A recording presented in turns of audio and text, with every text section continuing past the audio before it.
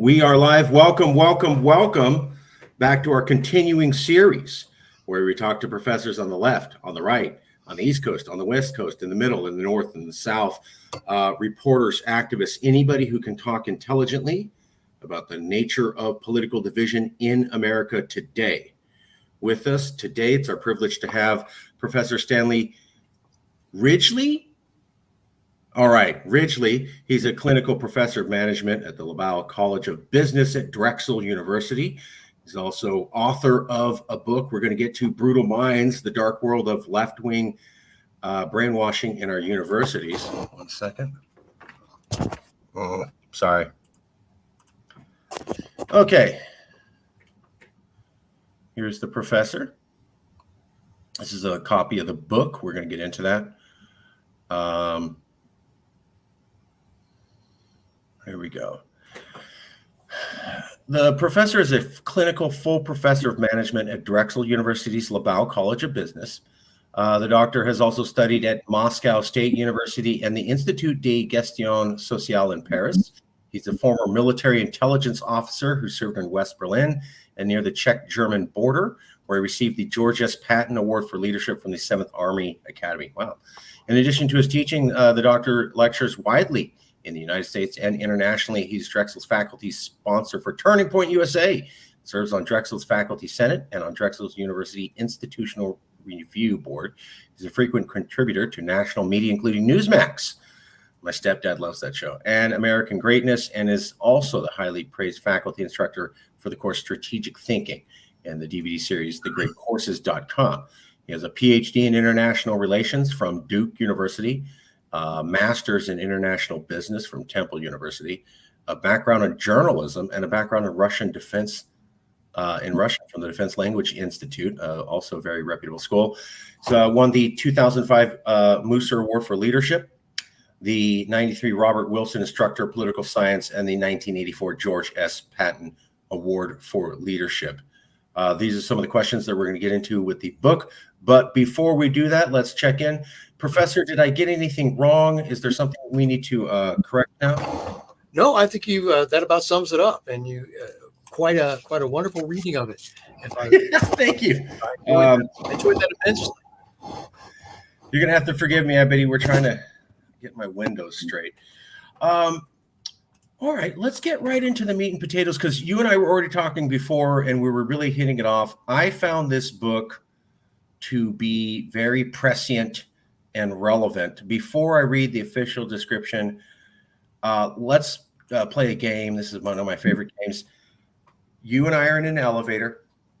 You have 2 minutes, and only 2 minutes. You're never going to see me again. What is this a book about, and why should I bother to pick it up and read it after our talk in the elevator? Well, I'd say the book is a decline of higher education in America, and if you care about America's future, then you probably want to know what the cause of this decline is, because our youth basically are our future. And what is causing this decline? Who is causing this decline? Where is this decline occurring? What does it look like? Who are the culprits in causing this decline?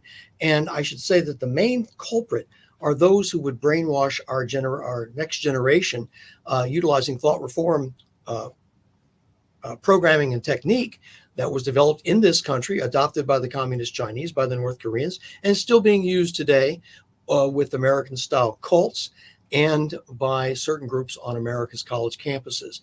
Yes, I said that. Thought reform, meaning brainwashing. Those techniques are indeed being used, and I'm pleased to describe them and to get into it and answer any of your questions about that. But that's what Brutal Minds is about.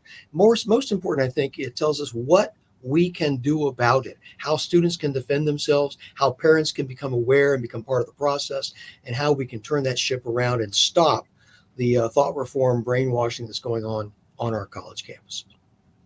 We're going to go to the next segment called Talk to Me Like I'm 5 years old and I've been in a cave for 10 years.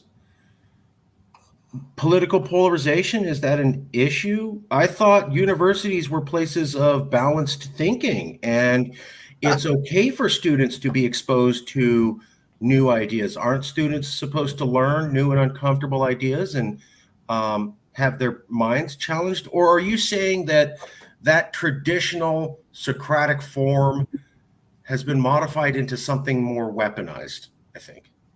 Well, it depends upon which part of the university you're talking about. Please. If you're talking about academic affairs, which is the department that I work in and all faculty work in, and this is what most people off the campuses think of when they think of the university, they think of the faculty. And we really only have students in our classes from 3, maybe 4 hours a week. Over on the other side of campus is what is called student affairs. And this is where most of the mischief occurs. Now, these folks who I say are causing most of the mischief are more than happy to allow left-wing faculty, such as they are on the college campus, take the hit and take the heat with respect to attacks on higher education and how we can go about reforming it. When these poor guys and gals who are, left-wingers on our college campuses, most of them wouldn't know how to brainwash someone, even if they knew how to do it. And most of them are clumsy with respect to their pedagogy and how they try to change people's minds in the classroom. Most of them are just hardworking people, smart people trying to do their research, do their teaching, and do their service.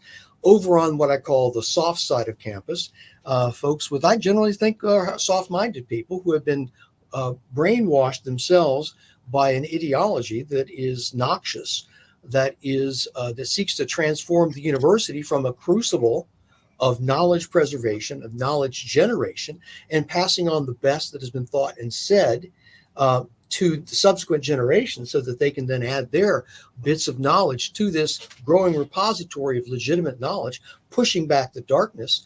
Instead of that, the left-wingers, the far left, the folks who are in student affairs and their fellow travel faculty, such as they are trying to modify the university. Their motto is boldly transforming higher education. That's very bold. That's a very bold and very explicit goal to boldly. Well, what are they trying to change it to? Well, they're trying to change it into a repository of Marxist ideology, basically a lockstep ideology where truth is already received, that we're not going to explore these different ideas of truth. We're not going to entertain diversity of thought. The university is a place where we can train cadres for the struggles of the future, the Marxist struggles of the future. These are quotes that are not that I had to find to dig to find. This is what they say all the time. Brutal Minds quotes these folks. It names these folks. It names where they work. It tells what their goals are. And I can tell you that much of the noxious dross that appears on our college campus has its source in our schools of education, which were taken over by Marxist ideologues and activists many years ago, accelerating in the 21st century. When I say Marxist, I'm not calling them names. I'm simply giving them respect of what they call themselves. I'm talking about Michael Apple, Ira Shore, Henry Giroux, Bell Hooks, on into today's people, Peter McLaurin, Zeus Leonardo, and the list goes on and on. Cheryl Matias, Ricky Lee Allen, and I can name the schools as well. These are all people who are self-professed Marxists, who are critical theorists, which is another way of saying I'm a neo-Marxist. They acknowledge this as well. And they look to this as the guiding principles of the way that all of the university should be run. And this all has it's a wellspring in colleges, schools of education. I should go ahead and say that education schools are really not the highest caliber of what we would expect on the university. They are in effect the bottom feeders and the cash cows of universities that want to bring in a lot of revenue. And this was fine until education school folks decided they're going to create advanced degrees to fill the bureaucracies with their graduates, advanced degrees in student affairs administration, higher education management, higher education administration. Now, these people are being trained to be bureaucrats to come right back onto the college campus and begin to sow the seeds of this generalized Marxist quasi-revolution. So I think to summarize, there is a long-term criticism, and I think you acknowledge that, of leftist professors, right? Yep. Brainwashing. But it sounds like you're saying maybe that's there, but that's not really the problem. The problem isn't these professors, even if they are leftists.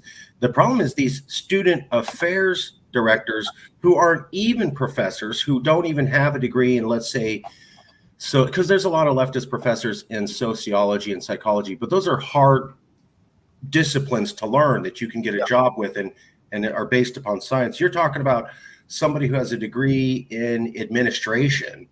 They're not really teaching kind of like a science thing or a soft science to the kids. They have a degree in bureaucracy, and then they go back. And so it's like, it's not even the real academic teachers. It's not really the real knowledge givers who are doing this. It's kind of a administrative, bureaucratic, second-class lecturer series, who's the thrust of this. Is that fair? You pretty much nailed it better than I did, I think. In fact, I like your turn of phrase, the degree in bureaucracy, which is, I may take that. I'll give you credit. They have degrees in bureaucracy, the degrees that, and it's a kind of a upselling their position, upselling what they do. They want to be thought of as being professionals. They call themselves higher education professionals, and they call themselves college educators. Now, these folks who come back into the university, they assume roles in the bureaucracy, clerks, enrollment managers, advisors, dorm room managers, people who assign dorm rooms. And you say to yourself, well, why is this a problem? That they have these advanced degrees. Well, they're all being trained to become what are called scholar practitioners, or to engage in what they call praxis, meaning I'm going to live my values and I'm going to utilize my position, regardless of what it is. I'm going to utilize my position to boldly transform the university in ways that undercut and undermine the university from my position of limited power. And so what you've got is, and there are books and articles that train people how to become what they call tempered radicals, which means that you utilize your position as an enrollment manager to advance social justice, or a position as a clerk or a coordinator or a dorm room, or like I should say, a dormitory manager, res life manager. I'm going to put on seminars to train people up in social justice, to show white students that they are inherently oppressors, and to deal with people of color, to tell them that they're victims, whether they want to be victims or not. And this is the mindset. They actually say professors have the students maybe 3 to 4 hours a week. We have them 24/7 because we control the environment. And they have a term for this. It's called milieu management. That's their term.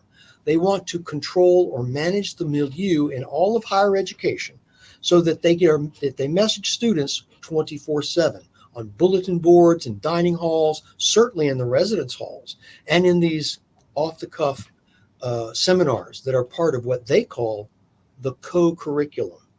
And the natural question is, wait a minute, what is this co-curriculum? And I always ask people, have you ever heard of the co-curriculum?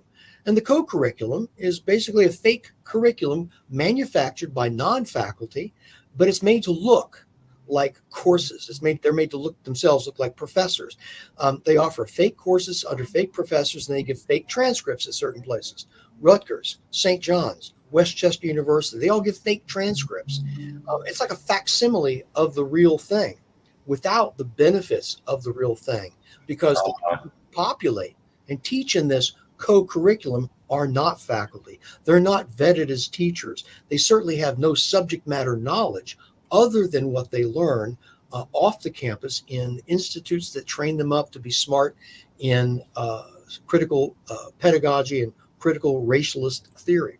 So it's a kind of a situation where, yes, the campus has lots of leftist professors to the tune of 6-to-1 in a ratio liberal to conservative. That's true. It's the way it's been for a long time.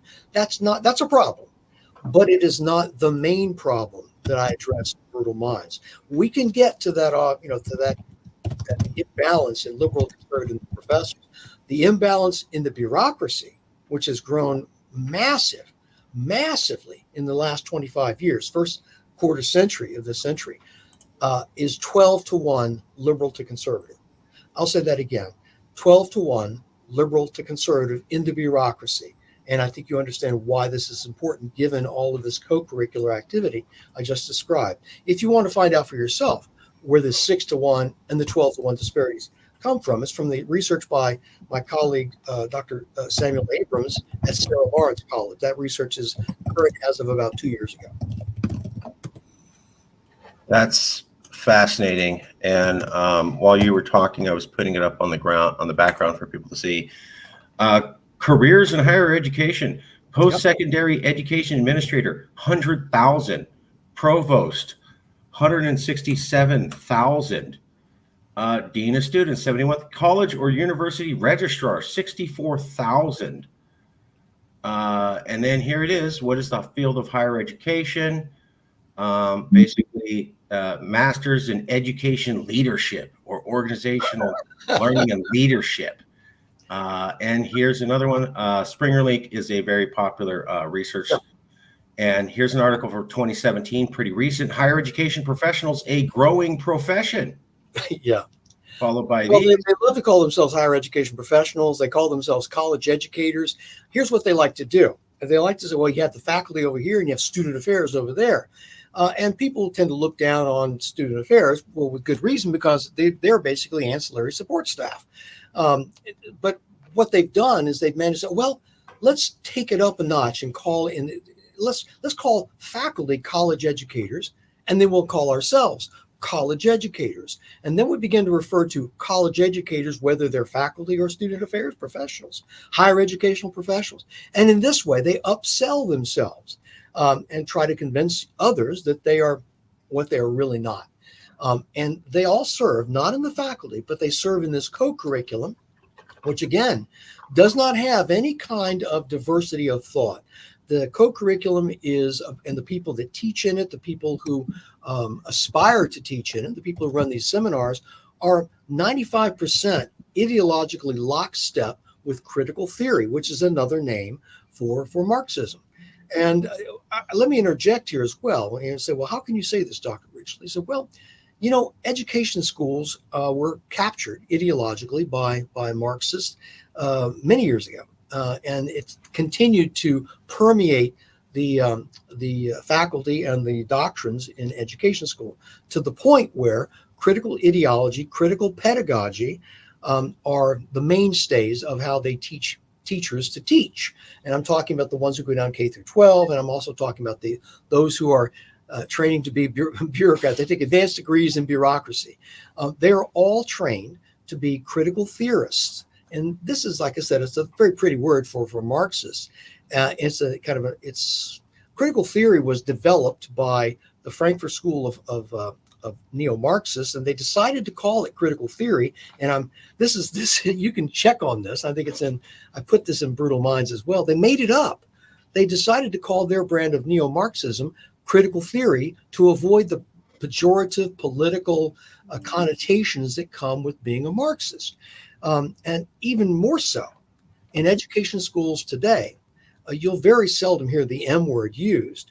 Instead, you'll find critical theory, critical pedagogy, which to the average person sounds, it just sounds kind of the vernacular of academics. Yeah. Benign. And they have a pantheon of thinkers and leaders and theoreticians. And the number one theoretician is, before I tell you his name, here's why they chose this guy. So we can't say Marx. We just can't do that. It's just too unpalatable. No one's going to come to our education school if we say we are teaching neo-Marxist theory, education theory. We've got to find, like Al Capone found someone to launder his dirty money. They found a theorist in the late 70s and early 80s. They found someone to launder their dirty Marxist theory. And his name is Paulo Freire. He's a Brazilian. And he wrote a famous book called Pedagogy of the Oppressed, published in 1970. And this book, Pedagogy of the Oppressed, is like the iconic centerpiece of their pantheon of literature.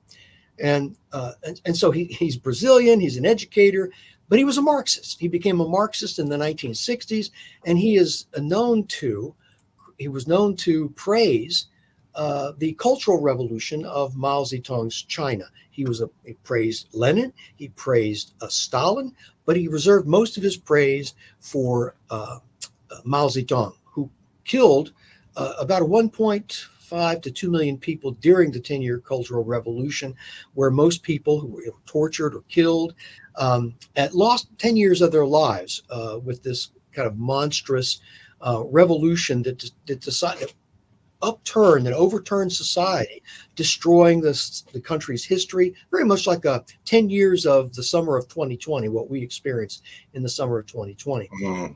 Well, Paulo Freire and his Freirean ideas, which are all cribbed from Mao's education theory, he became the conduit through which Marxist theory is laundered. I want people to understand that. When you hear Paulo Freire or critical theory or the idea of critical consciousness, which is his contribution to the Marxist pantheon of vernacular, critical consciousness means that you have adopted or embraced the Marxist view of society and the progression of history. So that, in a nutshell, is to go back to your original question, is that yes, many of the faculty are indeed left wingers, but that's not a really, it's a problem from my perspective, of course, but it's not the problem that we should be focused on. The problem is this other group that aren't really the main educators. They're administrators or teach administration. Right.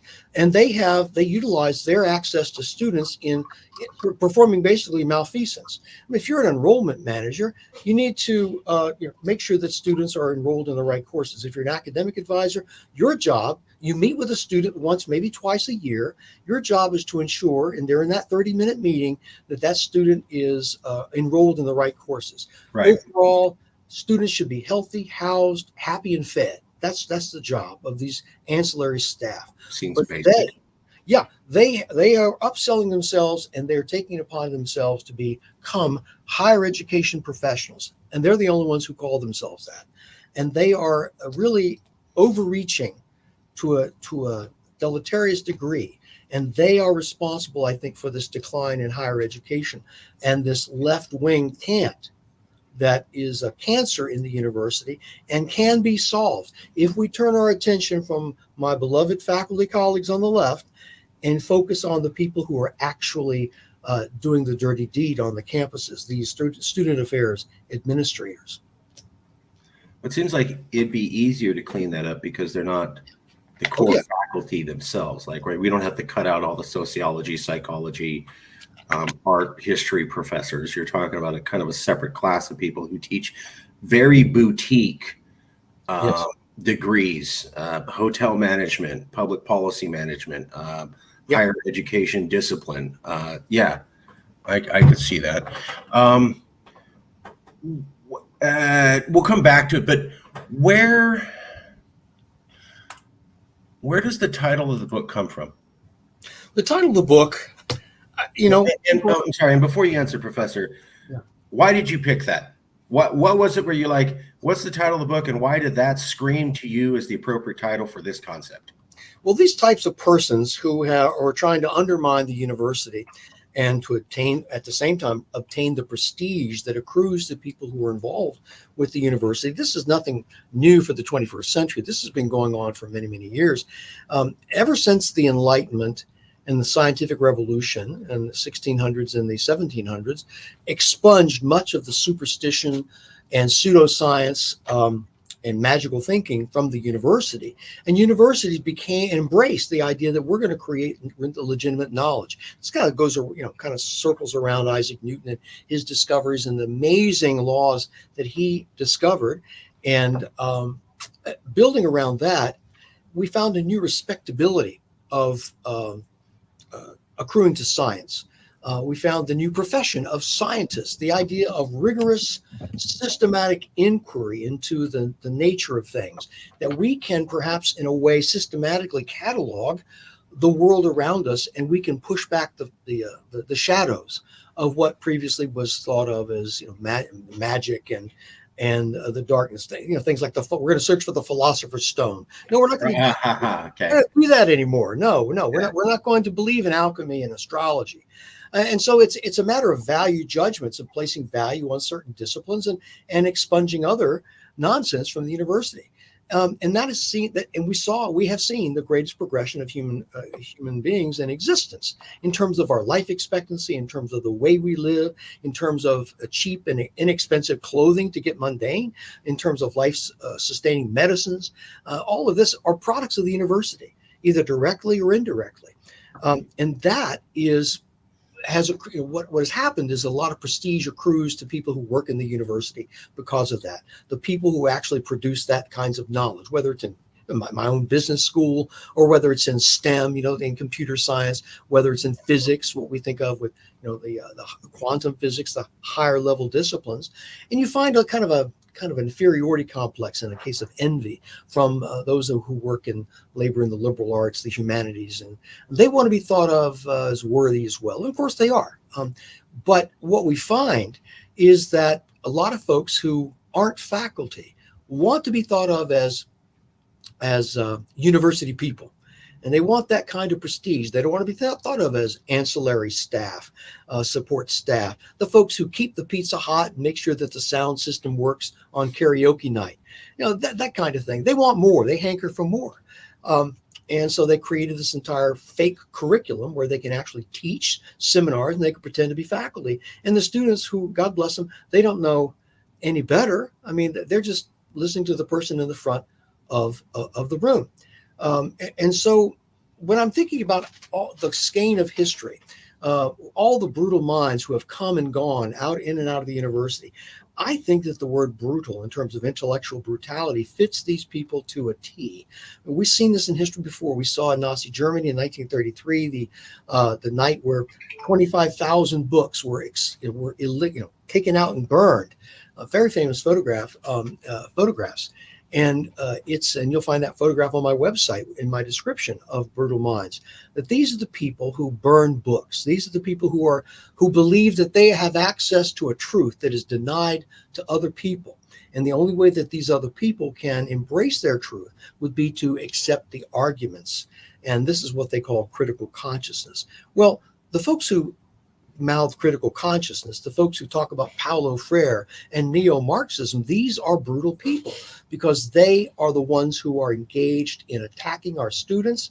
They are the ones who are imposing brainwash sessions on our students, who are basically attacking our students and trying to change their belief system to something that is more palatable to the ones who are in charge of student affairs. And they're sometimes faculty, fellow travelers in sociology and places like that, social work, things like that. But yes, there is a brainwash on the campus, and anyone who is going to engage in trying to brainwash someone or engage in a thought reform program is indeed, I call a brutal mind. I don't really think much of these people at all, and I'm not afraid of saying that. That seems like a sort of a brute force intellectual attack like Mao Zedong and the Cultural Revolution, I think in the 60s, where they re-energized the communist idea in the youth and they kind of took it too far. And then I think you had Pol Pot in Cambodia when he was trying to institute a revolution there where they would take people out of the villages and then they would separate the kids from the parents and they would go, well, there is no such thing as family. Right. There's the state. And then there's you. And they would literally force each one to believe this dogmatically. They didn't really explain it. They just go, this is what it is. You're expected to believe this. Well, the nuclear family is the great enemy of those who would recraft society in a Marxist way. Again, they're not going to say Marxist, but at root, at bottom, it's always Marxist because there's only so many ways that you can structure society.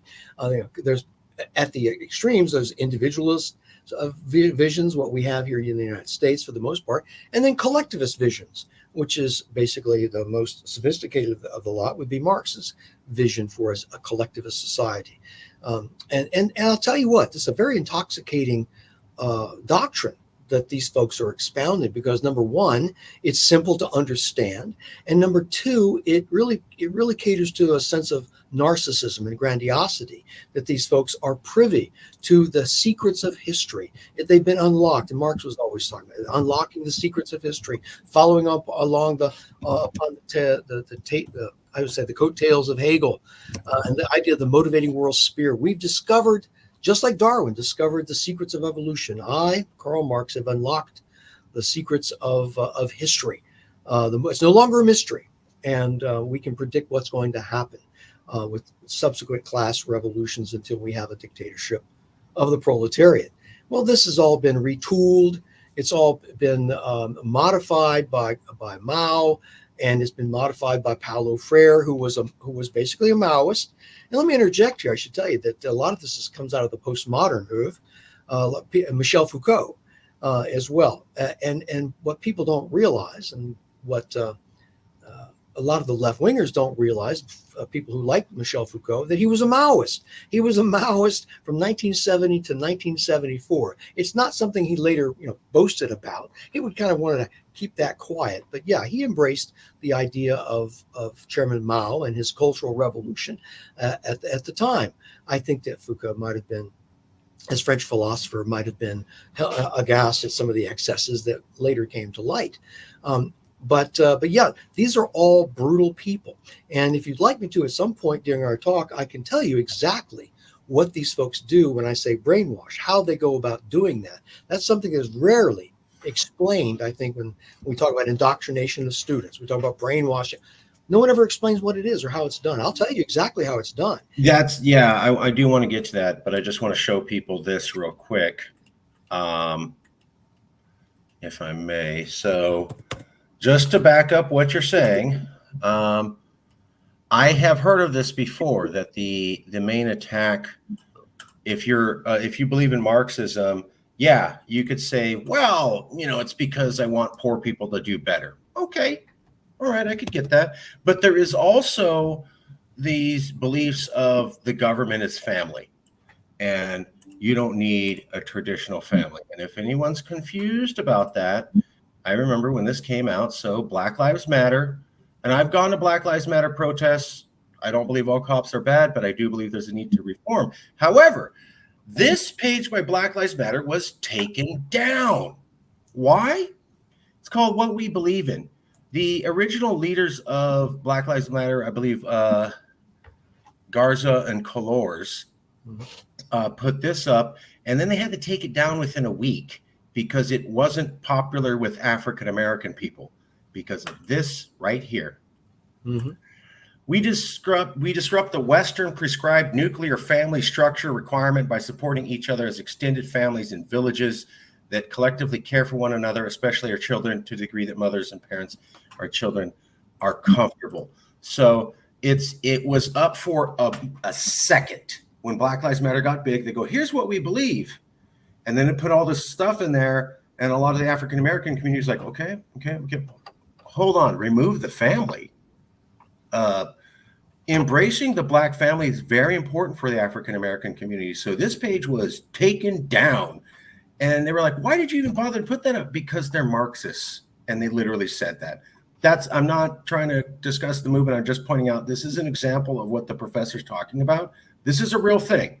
So if you believe in Marxism, there is a real coherent component attached to it of, well, then you believe we don't really need families, right? I mean, that's what, and fortunately, a lot of people weren't having it.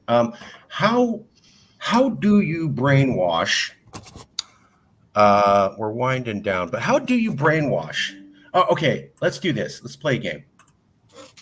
We're in the elevator again. This time you have 3 minutes. I am a parent, and I'm the federal director of education. I could make education reform happen. I'm a parent. I'm concerned a parent. My kid just started acting weird, and I was talking to you about it. And then I go, I got to go to a meeting in 3 minutes. If you had 3 minutes, what would you tell me is the problem? What are they doing to the students? And what do we stop? And remember, I'm somebody that could make this happen, but I'm so busy. I've never heard of this idea before. First time, how would you explain it to me first time in a way that I get it and have actionable steps to move forward? Well, first of all, we have to understand what brainwashing is. It's an actual thing. It appears in the DSM-5, Diagnostic and Statistical Manual of Mental Disorders, It can be damaging to people. So what is it? It is a psychological manipulation and behavior modification program designed to change a person's belief system. That's what it is. Now, how is it done? Well, on college campuses, these student affairs folks run three-stage programs in orientations and in seminars called difficult dialogues, called brave spaces, courageous conversations, where step one, they unfreeze. Step two, they change the belief system. And step three, they refreeze the new belief system. The terminology has changed over time. It begins now with defending, surrendering, and transforming. And even now they talk we're going to do 3 stages of education or re-education. And the people that are doing this are the student affairs people. They learn how to do this in their institutes. They learn how to do this from their manuals. Here's one right here, Teaching for Diversity and Social Justice. And you can go to page 72 to 78. It will tell you exactly how to do a 3-stage brainwash program. You can go to this book as well, Promoting Diversity and Social Justice by Diane Goodman, Educating People from Privileged Groups. This is another brainwash manual. Here is another one. All of this appears in Brutal Minds. They take students, they put them at their ease. They don't tell them we're going to brainwash you. They say we're going to play a game here called Privilege Walk or Fishbowl Discussion. They put students at their ease and they obtain trust of the student to reveal information about themselves, about their families, about their parents. And then this is when they put the screws to them. They challenge their belief system. They attack these students based on the information they have provided. And then they offer an alternative belief system that they say, here is the solution to your problem. And then what they call reintegration, or they try to cement the new belief system in place. That's the 3 stages. It was created here in the United States by Kurt Lewin, social psychologist at MIT. It was taken up by the communist Chinese, who absolutely took it to a whole new level because they don't have those pesky individual rights. And today it's used on the college campuses, and the only other folks that use it are cults, American-style cults like the Moonies or Synanon or People's Temple, which use these very same techniques to brainwash students. Does it work all the time? No, some students are better able to resist this type of thing. They know the BS when they see it. Right? But there's a whole segment of students who come into college, they're fearful, they're left home for the first time, they're looking and searching, just like all young people do. They're very susceptible to this type of thing. And that's why students come home after that first time in college to the holiday, the Thanksgiving holiday, and the kids seem so angry and so changed and so attacking the parents for whatever of the moment. This is why. And this is what I teach people how to combat, especially college students, how to turn this around on them, neutralize it, and emasculate these brainwashers, these brutal minds. I remember the joke for decades of a college student goes to college and they maybe take psychology classes and they come home and they apply some of what they learned to their family. But it was mostly to show off that they're smart and for giggles. Yeah. What I've heard in the last 5 years is a story. I'll just record one particular story. Father pays for daughters to go to college. She goes to college. She comes back, pierced everything, purple hair, and hates her father. And their relationship degrades to they don't even talk to each other anymore. And that was after year 1 of going to a college. Now, a lot of people are like, well, that's you as a dad. But I keep hearing other stories about kids coming back and they're just vicious. Not everybody, not every child, not all the time, of course not. But I never used to hear these stories before the last 5 years. And I keep hearing the same story of my child went to this school that I paid for and they came back and they hate me. They hate me. Mm-hmm. What did I do? Like, I love Mike, and apparently I'm this bad person.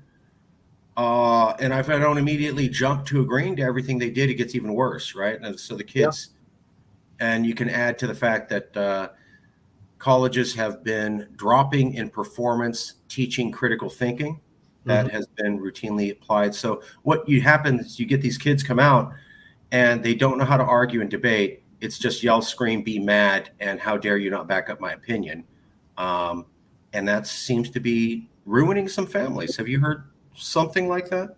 I hear it all the time. I hear that, but the upside of that, the other side of that, is that I've tried to tell parents whose kids are going off to college. They come from, they happen to be a good Christian home and moral upbringing and solid American values. We have nothing to worry about. My kids are well grounded. Well, they don't really want to hear that the college is going to do something to their kids that's going to intentionally attack, destabilize those values, and replace them. Now, this is something that they're not bargaining on. They don't know it. They don't know this is what's going to happen. They think that their kid is going to go off to college and just participate in this wonderful intellectual adventure. And certainly there'll be other ideas that they'll come in contact with, but they're morally grounded. They're not, they being the parents, are unaware that there's a group of people on almost every college campus, for the most part, who has a mission. These people have a mission to destabilize that belief system, target that belief system, destabilize it, and replace it with one that's based on Paulo Freirean ideology and critical consciousness, all going back to Karl Marx. And it's basically telling kids to rebel and basically hate your parents. I think many parents understand that this is actually what kids are facing. It's not just a benign environment of different ideas are being bandied about, which is really what the stereotype of the college campus is. I think that there's a subterranean underneath. I call it the viscera of universities. It doesn't have to do with the faculty. It has to do with these. I consider them louts. I consider them brutal minds. If what I've written is true, and I tell myself, if what I've written is true, and it's in their own words, then how could I possibly think well of these people? How could I think of these people other than as brutal minds? It's not just parents. There's a couple reports out the last 2 years of employers, major Fortune 500 companies. I forget, there was one out of England where it was like one of the top employers in England said, he basically wrote this letter criticizing all English universities and saying, you're producing garbage. Like, I have to rely on what you produce because I'm in England and you're England and you guys are producing garbage. Let me explain. They don't know how to argue. They don't know how to listen to other people's ideas. So it's, I'm right. And if you don't immediately agree with me, there must be something super horribly wrong, evil about you, in which case it's okay for me to just yell and scream at you. That's not my words. These are CEOs of top Fortune 500 companies talking about what's coming out of colleges that they have to depend on for the last 5 years. And they go, yeah, they got the technical skills. They have no idea how to deal with someone who has a different opinion. So this seems to just be not just tearing down families, but cohesion in industry. Yeah. Well, I will say that what you just described is typical of someone who believes that they have received truth, and this is what is being offered to these young people, this doctrine. And the term I used earlier is called critical consciousness. People who agree with them, people who are on the left, have what they call critical consciousness. This comes from Paulo Freire again. He called it consciência social, which is Portuguese for critical consciousness. Really, it's a bastardization of Karl Marx's idea of class consciousness, but it's updated for the 21st century. Now, the definition of critical consciousness is someone who is now able to peer into the contradictions of society and see the relationships of power and privilege, which is denied to other people like you and me, Mark. And this is a very heady experience for these young college kids who think their parents are stupid, because their parents obviously don't have this critical consciousness. And students they feel there's some kind of a narcissistic attitude toward it. They feel anointed that they've been admitted into the province of those who know, which is why they can no longer argue. They feel they don't have to argue. Right. If you disagree with me and I have this critical consciousness, that means that you, Mark, do not have critical consciousness. You have false consciousness. And this is a kind of a tautology. One is defined in terms of the other. Someone with critical consciousness has emerged from false consciousness. Someone who has false consciousness has not yet emerged into critical consciousness. Now, people who are familiar at all with Western philosophy recognize this as coming from Plato and his Republic, the idea of the allegory of Plato's cave, where we're only, those of us in the cave are only privy to the knowledge that's granted to us from the shadows on the wall. Someone breaks his chains, goes out into the bright sunlight, and has critical consciousness, which would be a modern way of saying it, and is going to go back into the cave and going to try to bring the college students out into this realm of critical consciousness. It's a very primitive and simplistic way of looking at the world. It kind of dismisses 2,000 years of accumulated knowledge and dismisses the great philosophers and thinkers of time, that this gray-bearded sage from Brazil who stole most of his ideas from Karl Marx and Mao Zedong and has been embraced by education schools, that somehow this is the apex of human civilization. I think not. I think not. Give it another try, okay? I'd encourage everybody there's a couple movies out on the Chinese Cultural Revolution, and I'd encourage people to watch that. It was because they had people who were avowed communists and were part of the system, and then they got rounded up in this thing because they weren't hardcore enough. And it really wasn't about your credentials or your knowledge of communism or what you'd done. It was, you didn't look hardcore enough. And so you got wrapped up in this, and that's very cultish. It wasn't based upon intellectualism or education. It was, Mao may have thought it was, but it got swept up into just fervor, much like the French Revolution. We as humans can do this periodically in every culture on the earth. It's not that unknown. Unfortunately, we are winding down, but I have 2 more questions for you if you're willing. Sure. You've kind of already answered this, but this is one of my favorite ones. You and I are in an elevator, and you have 2 minutes to tell me, and you've already sort of done this, but again, I'm a single parent. I am complaining about, I have difficulty dealing with my child who is just returning freshman from college, and they hate me, and I don't know why. I didn't beat them. I fed them. I loved them. I told them that I loved them. I was a pretty good parent, I thought. I mean, not perfect. And now they hate me. What would you tell that parent as to what's going on and how they fix it in just a few minutes?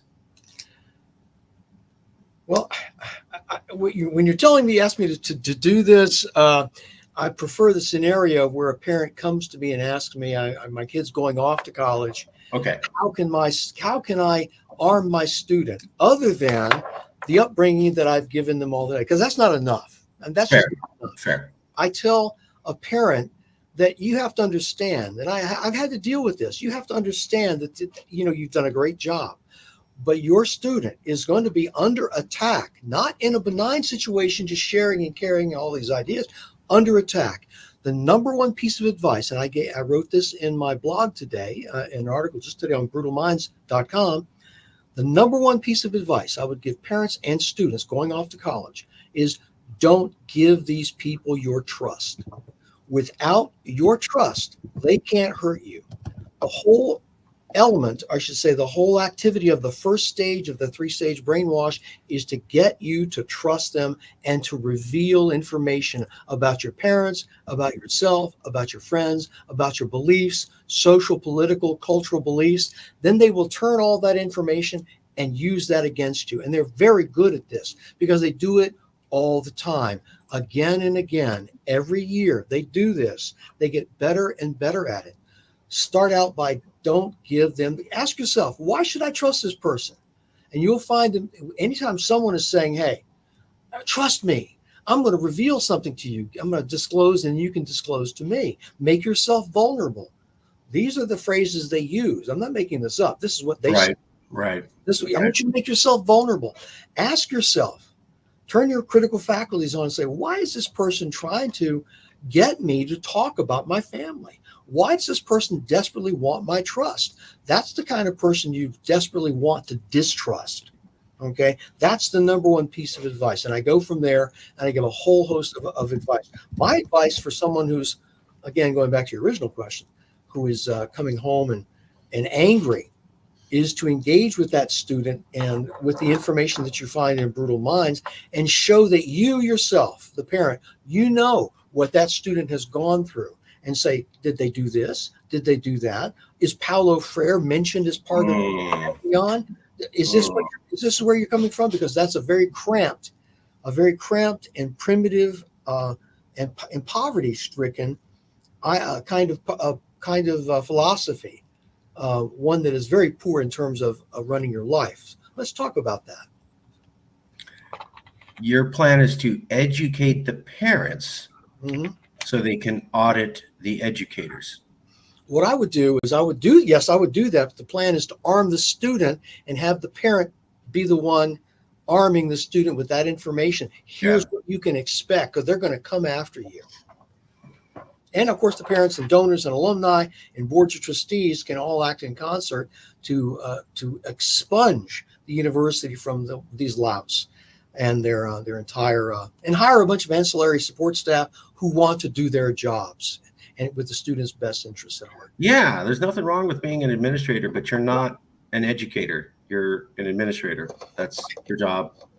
Let's not pretend we're something not. I mean, it's just every time, the whole time you were talking, I kept thinking of Jill Biden, the president's wife, and how the news calls her Dr. Biden. And they literally had people think she was a medical doctor. And then a year into it, they had to go, no, she's not a medical doctor. Because they go, well, Dr. Biden watches after presidents' injections and stuff. And I'm like, so they gave this message. I said, no, you're not a medical doctor at all. You have a degree in education, which is an impressive achievement, but that is not medicine. It's part of the upselling. You find it all the time. They're trying to say, you need to believe me, and they don't expect you to question them. Yeah. And I'm like, you're not a doctor. You are a doctor of education. That is not the same thing. Last question. You don't have to answer, but we always ask, do you have any recommendations? Do you know anybody else who might be willing to have an honest conversation about political polarization? They could be on the left. They could be on the right. We don't care. You don't have to answer, but you can answer later. I'll email you.